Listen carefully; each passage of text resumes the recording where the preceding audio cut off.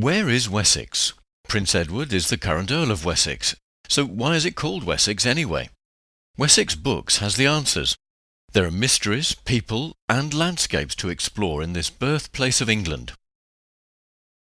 There are some heights in Wessex shaped as if by a kindly hand for thinking, dreaming, dying on, and at crises when I stand, say, on Ingpen Beacon eastward, or on Will's Neck westwardly, I seem where I was before my birth, and after death may be.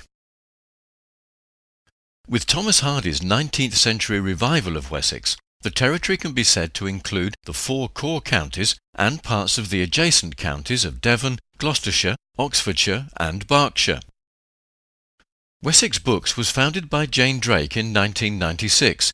Having worked in publishing as a career and specialising in high-quality titles for others, she realised that there was a chance to do this for herself and to concentrate on Wessex, a subject and a region she loves. Jane herself wrote the edition on Thomas Hardy. Her book starts off by telling us about Hardy's home in Dorset, but also gives us a feel for Wessex itself. It stood in a spot remote enough to be used as a smuggler's store for brandy landed between Weymouth and Lulworth Cove.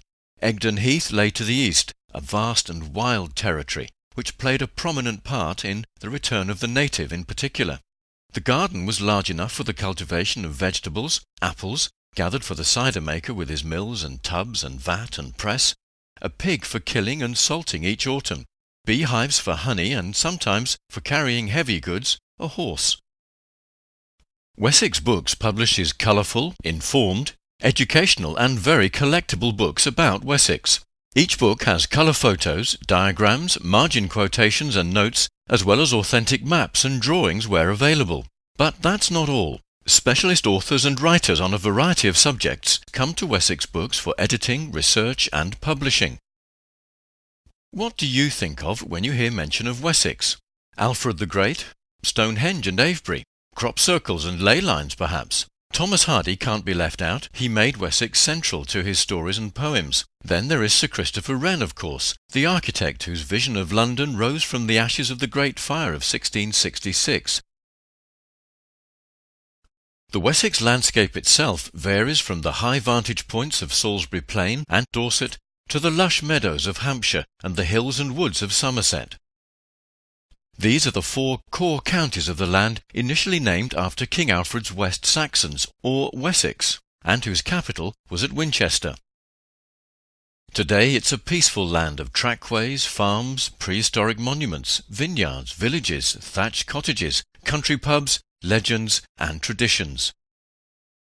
Anybody who has walked up Gold Hill in Shaftesbury, or who has simply admired the view, will never forget it. Wessex has also seen the wars against the Romans, the Saxons, the Danes, and uprisings such as the Monmouth Rebellion and the Glorious Revolution, the Luddites and Captain Swing fighting against new farm machinery, taking away agricultural jobs.